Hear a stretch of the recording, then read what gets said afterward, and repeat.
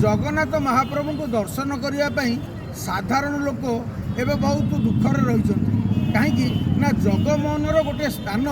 20 फुट्रे 20 foot Shrimandir प्रशासन संरक्षण भाव में रखी कहीं रखी ना बड़ बड़िया माने किपर भाव महाप्रभु को दर्शन करेंगे से स्थान में गोटे सीढ़ीर व्यवस्था कहीं ना बड़ बड़िया माने बड़ बड़ भक्त ये मणिमुंडिया ओडिशावासी बोधुए भक्त नुहति से दृष्टि जगन्नाथ मंदिर प्रशासन गोटे सुचित कार्यक्रम कर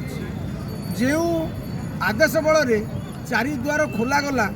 कौन से आदेश न था चारिद्वार बंद हो जाता बर्तमान से आदेश रही प्रकार जो रथयात्रा जो व्यवस्था रही रथयात्रा पर यही कार्यक्रम टी श्रीमंदिर प्रशासन कहा उद्देश्य कर अनुमति